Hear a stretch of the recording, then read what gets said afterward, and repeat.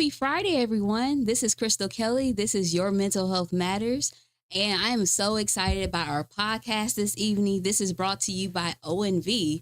We have an amazing guest in the house tonight.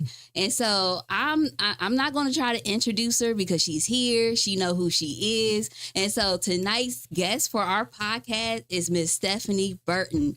What up? What up? What up? Welcome. Oh, that part.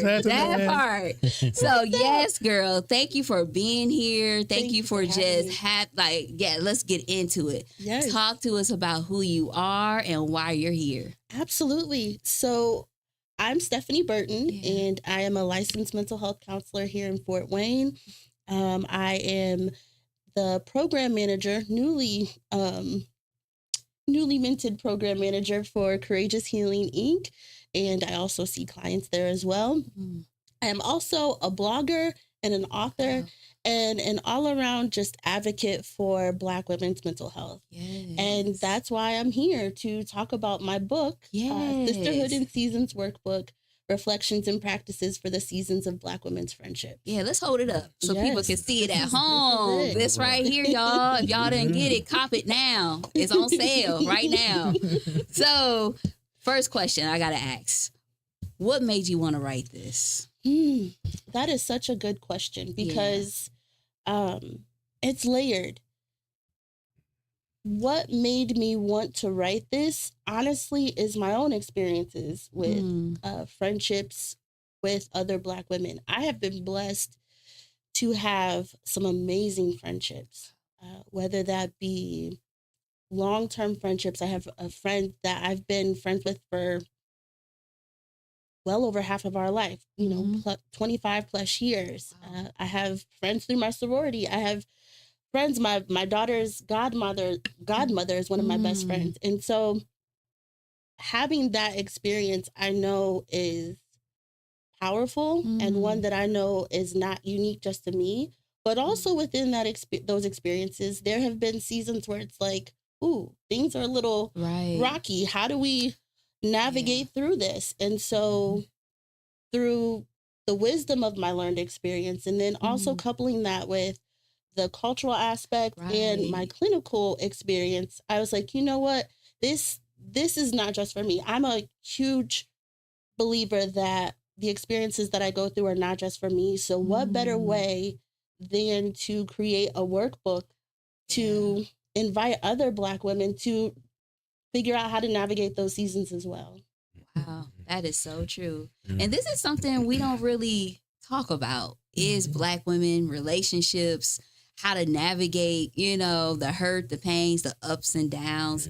And so this workbook, I was just reading through it. And one thing I saw in this workbook is the circle. Can you kind of dive into just that a little bit? Sure. Yeah. So there's an exercise in the workbook, and it asks who is in your circle. Yes. It's so important that we are clear on who we have in our circle and why. Yes. And when I say clear about who we have in our circle, you want to have an understanding of what are this person's values? How do they align or misalign with mine?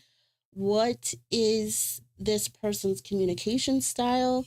How comfortable are they communicating their needs in their friendships and in their life in general? And having a firm understanding of those things helps to create a solid circle. Yeah, that part. And then and also so the circle, you have yourself at the core, and then there's, your inner circle, right? Those are the people who you've done the evaluating, you've done the assessment of, okay, I see how their values align with mine or misalign, or I feel closely connected to this person. I can trust this person. That part, yeah. And then we have people who are maybe in our outer circle. Maybe we don't have as close of a connection with them, but they still bring value to our lives and we bring value to theirs, whether that's socially, we just hang out and have fun, or we check in on each other every once in a while. But that inner circle, they know the depths of our life and they are not trying to change that. They're not trying to judge us. they're also inviting us into accountability. Yeah. Like, they're not yes men, right? That part, yes. But they are people who are really going to be solid in our lives. I love that. Yeah. You want to jump in, Miss Tammy? Well, let's see where I haven't had a chance to read the book. It's okay. But I was wanting to know, as far as your objective for the overall, what is your objective to bring this to women, young women, old women? What is the overall objective of having this workbook? That's a great question as well. My overall objective is to generally my hope is that when women work through this book, they feel seen and heard and they don't feel isolated. But it's also to allow us space to celebrate all the different dynamics of our sisterhood. Yeah. You know, there are lots of different podcasts and platforms now that are talking about friendship, right? Yes. But sometimes those conversations happen in silos. This workbook allows for that space to broaden. So we can talk about the ups and the downs. We can talk about it all together. Because like I said, a lot of times the conversations are strictly about the downs. And honestly, sometimes we don't have conversations about the joys of sisterhood. And that's actually why I was intentional about starting with the joy of sisterhood in the book. And that's how we kind of move through the seasons. And I won't go into that too much right now, but maybe we can get into the inspiration for that. But hopefully that answers the question as to the objective of like what I want to see happen. I want to see women feeling more safe in their friendships. Black women feeling safer in their friendships. I love that. Does it address specific groups like older women versus younger women and the seasons that we go through life? And then with that, the sometimes cattiness of women, does it address those types of things? Yes. So this workbook, again, I was really intentional about making it one that hopefully resonates with various generations of Black women. So whether you are 18 and getting ready to go off to college, or you are 65 and you've been there, done that, but you haven't been given the language to name some of the things that you have gone through in your friendships, right? And when we talk about seasons, so the way that I've conceptualized seasons in the workbook, it's very literal. So we have fall, winter, spring, and summer. Fall is where I talk about the comfort of sisterhood, the joys of sisterhood. That's our foundation. And then when fall is over and we get to winter, that's where we sometimes experience, like you said, the cattiness and the jealousy and the insecurities and the betrayals, and we work through that. Then after winter, if the friendship is salvageable, which that's another aspect of the book too. Like, I want women to understand that just because you have a rift in your relationship with another woman doesn't mean it's the end automatically. There are ways to work through it, right? So once winter is over and you've decided, you know what? Either this relationship is salvageable or it's not. Spring is about, renewal. Either renewal of the relationship or renewal of the self, healing, grieving, going through that process of experiencing the rifts in the relationship. And then summer comes, and that's a time of celebration, whether you're celebrating this new version of you that's emerged on the other side of the rift, or celebrating the new version of your more solid friendship. I like that. Nice. That's deep. Okay. All right. So another thing I want to point out is when it comes to relationships, like I have a lot of women clients that I see that are, a little older, and they struggle with friendships, because of hurt, jealousy, pain.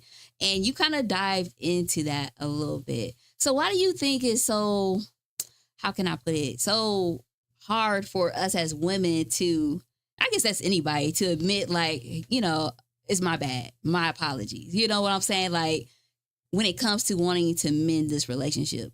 For sure. I think at the heart of it, because like you said, that can be the experience of any of us, whether you're a woman or not. Like, I think at the heart of that is humanly, we don't like to feel blame. We don't like to feel as if we have hurt someone. Right. We don't like to feel like the bad guy. Yeah, Nobody wants to feel like the bad guy. Yeah. And so being able to take accountability and say, I made a mistake, or I'm sorry, that takes a level of self-reflection and vulnerability and courage to move past the discomfort of being the bad guy. Because here's the thing, if you acknowledge a wrong that has been done in a relationship, you're not the bad guy, right?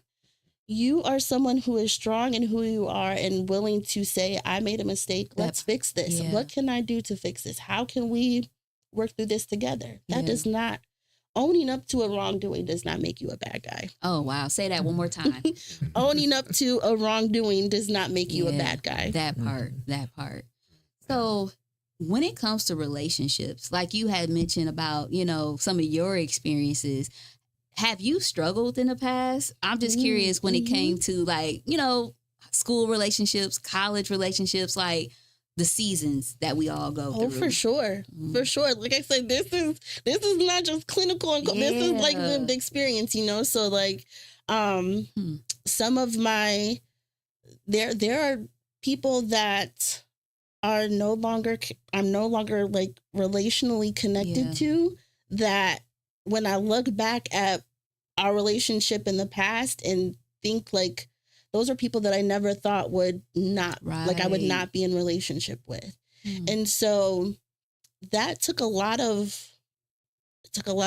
soul searching, a lot of figuring it out, a lot of reaching out and trying to extend olive branches. And that's another thing too. Sometimes we may be in a season where we're like, let's figure this out. Right. But if the other person is not willing and ready, there's a discomfort in giving them the respect and the space to be in that. And being okay with, their timeline. Because friendship is not just about one person. Right. It's about all who are involved.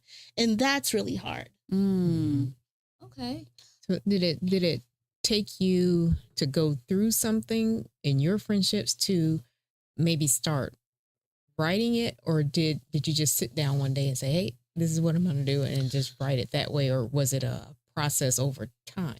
It took me going through something to spark the idea of let's put this to paper, and this roadmap that has been influenced by God, by my own therapy, by my own relationships with other people. Let's put this into the book, because like I said, I know I'm not the only one that's had these experiences. That part. I was looking, again, reading through some of the chapters here. I love the crown check affirmations. Yes. So where did that come from? I mean, and then you also have like the Soul Sister soundtrack. Like, what? I like that. Yes. So I wanted the workbook to be fun and interactive, because there are some heavy things that we talk, that we move through in the workbook. I love music. Yes. I love music. That's you. Yeah. And so I wanted to figure out a way to incorporate that into the workbook. And so that's why each chapter has a song assigned to it. And there's actually a playlist. So if you look on the back of the back cover of the book, there's a QR code to the actual official Spotify playlist for the book.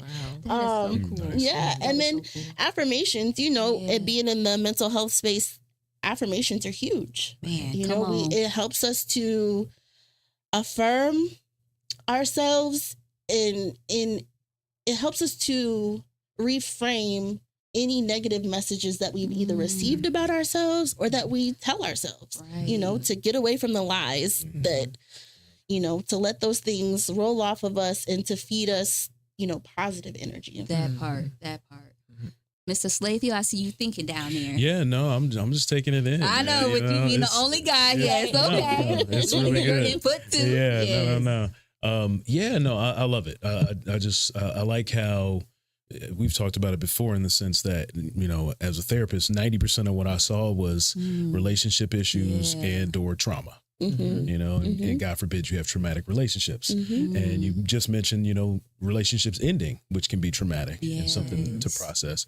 So, I think having that strong social support is something that it's become more difficult since COVID. It's almost something we've had to relearn. That You know? Absolutely. And I also feel like it's with, social media and everything and parasocial relationships. And I think it's something to revisit that, a lot of society, I feel, struggles with that kind of stuff. And we don't talk about it.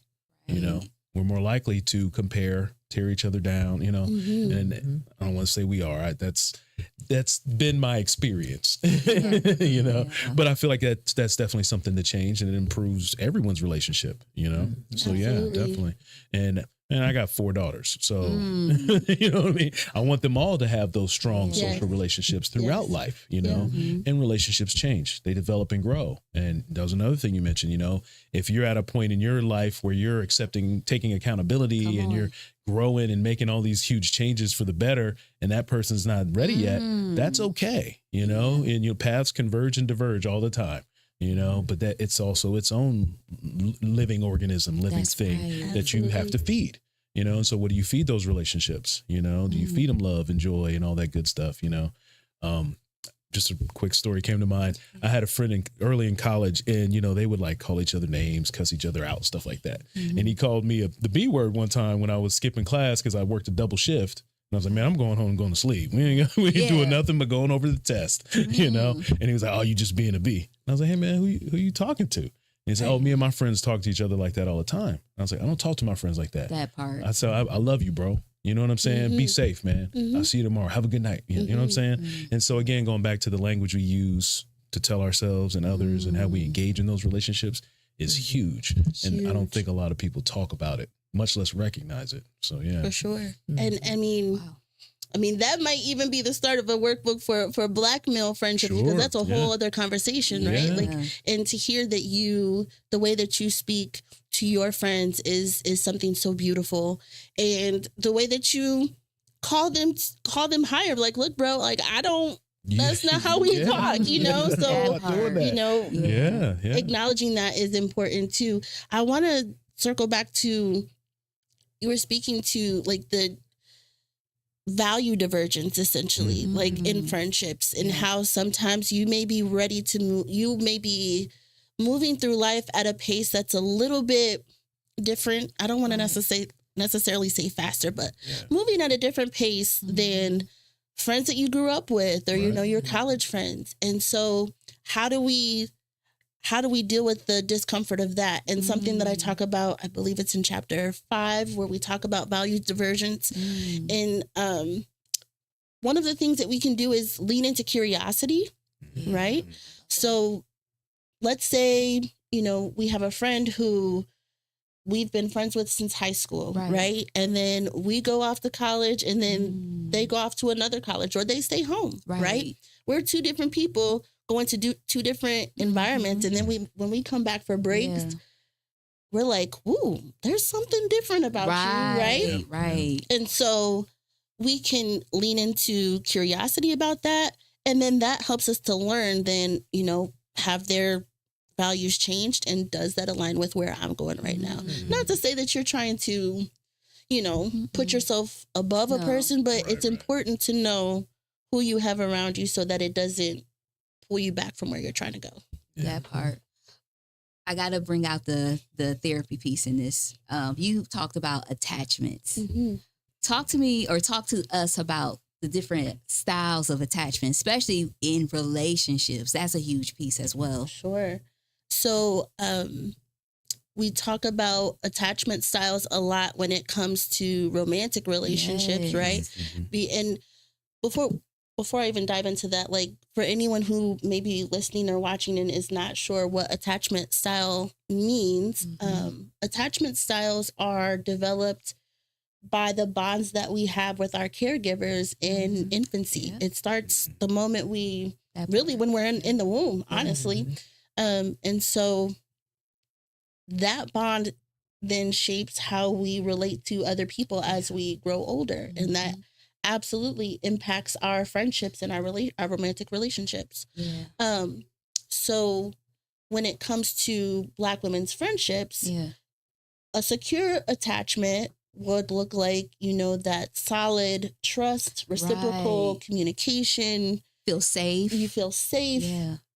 That you can have a bit of distance and not feel like something is going wrong. Right. Or fear that you're going to lose the friendship. That part. You can confidently and healthily address any conflict without it tearing the friendship apart. Right. When we talk about my mind just drew a blank. Avoidant. The avoidant. Yes. Thank you. No, you're fine. You're fine. I got you. Yeah. The avoidant attachment style. Yeah. That's when someone who is very kind of hands off, like they're in it, but they're not gonna go too deep with you, right? Because they're like, I'm gonna be a brick wall because I'm not trying safeguards. I'm protecting myself from being hurt, right? Like they may know about everybody else in the friend group and give great advice, but nobody really knows what's going on with that person because they keep everything close to their heart, right? And then there is the anxious avoidant. Yes. No, you're fine. Go ahead. We got you. The anxious avoidant or anxious attachment, is where you kind of have this fear of abandonment that is rooted in your relationship. Right. You feel like if I do something wrong, like if I make a mistake, they are automatically going to leave the friendship. Or you feel like a lot of times we'll see this manifest in like perfectionism. Yeah, that's right? true. Because you feel like you have to be on your P's and Q's all the time, because if not, you're going to be misunderstood, you're going to be misperceived, it's just a very uncomfortable space to be in friendships, right? Yeah. A lot of times those are the people who are going to be overgivers. Right? They're going to be the people pleasers. Yes, I was thinking that. Yeah. Right? Yeah. And then we have disorganized attachment, where it's kind of a combo of the anxious, but then also avoidant. It's like 1 minute they're trying to, cling really tight. And then the next minute they're like, well, we're getting a little too up close and personal. So it's a little bit uncomfortable. So I don't really know what to do with that. Right. So that definitely, if anybody, again, that plays into a lot of our different areas in relationships. And like you said, it just does not only apply to romantic. Right. Definitely. Yeah. I just want to say, Davana's been watching. She's been with us, and she said her book is amazing. Thank you for sharing your experience with us. So, thank you. That's my sorority sister. That's what's up. What's happening? I love that. So go ahead. What is your suggestion on going through the book? Is it just for individuals, or would you prefer, or is it set up to go into it as a group and then by piece, or the whole thing? That's a great question too. And that's something that I was also intentional about noting in the introduction of the book, is that this is something that you can go through solo. You can go through it with a circle of friends. You can go from cover to cover, or you can start with a chapter that speaks to you the most, right? And then also, this workbook is not a substitute for a relationship with a licensed mental health therapist, right? So if you feel going through the book that, there's some things that are coming up for me that I need to process, I need to work through, please reach out to, we have some amazing, come on now, some amazing mental health therapists right here in the city, and so don't be afraid to reach out. We did have another question. Davana asked, does radical acceptance fit in here? That's such a good question. And I think it absolutely does fit, because in those situations where, if a friendship is ending, or if maybe the friendship's not even ending, but you have to accept that it's not what it used to be. That does require radical acceptance. Yeah, that part. I agree with that. And not trying to control. Yes. Yeah. So we're coming up to the end of our show, and I just want to ask, like, how was this process for you? Like, did it stir up anything for you? Again, you don't have to go deep, but I mean, you have a lot of different layers in this book. I love it. Yeah. So the process, it was quite emotional. Not gonna lie, like it was emotional, and there were some moments I was like, "Girl, are you even supposed to, like, somebody should be writing this so you can Wow. Come on." But like, but I think that's the beauty of it. Like, hopefully people can feel that. Yes. I'm with you, sis. Like, I get it. That part. But it was really also a beautiful process to be able to put everything together from start to finished. Like, even like everything from the design of the cover, which I did, to the the formatting of the inside, like every single piece I got to very intentional. do. Very intentional. And so, yeah, it's a really beautiful and proud moment. Wow. Nice. Yeah. Oh my goodness, I love it. I love it. Okay, so can you share with everyone how can they get your book? Sure. What do you want your people, your audience, to take away from this book? And will there be like a part 2? So yeah, fill us in. Sure. So you can purchase Sisterhood in Seasons workbook on various different retailers online. I would highly recommend starting with bookshop.org, partly because, well, not partly, but mainly because if you shop through bookshop.org, you can select the local bookshop of your choice. You can select a bookshop that is in another city that you frequent, but just making sure that you support local bookshops. One of our local bookshops where I just hosted a book signing this past Saturday is Sunbound Bookstore, and they specifically highlight women authors. So that's a one place to start. You can also purchase it on Amazon.com, Walmart.com, and BarnesandNoble.com. And if you'd like, if you're local, hopefully maybe we can connect through some local events. I may be there and have some books and be vending over the summer. Also, you can check out my website at www.soulfullbydesign.com. That's SoulFull, SoulFull bydesign.com. All right. There you have it, ladies and gentlemen. We have an accomplished author amongst us. Okay. So again, we give you all the praises. Just a great job. Thank you. And just, laying this out for us to be able to work through, because it is, I mean, this is something we don't really dive into, is relationships. And so thank you. And this is not going to be the last time for you to join us. Okay? Thank you. I hope not. This is fun. Come on. That part. And so any announcements, anything that you guys want to announce for the community? But thank you for sharing. Thank you for having me. Thanks for coming. Yeah, that's amazing. Yeah. And so my name is Crystal Kelly. I do have an announcement. We have the Pamper Me Mother's Day brunch event that is happening on May 9th at the Grand Wayne. And so that event is from 10 to 2. So if you're still looking for tickets, we got a few left. So please check us out on my website or on Eventbrite. But we're looking forward to just being able to be a support in the community where women, we can love on each other. It's going to be a safe place, a space for us to be able to communicate, to vibe with each other. And so, yes, this is very fitting right here. And so this is Crystal Kelly, Your Mental Health Matters. Thank you guys, everybody who's on the podcast tonight. We are here the first and third Fridays of each month. So check us out for the month of May, Mental Health Awareness Month. To be continued. Thank you.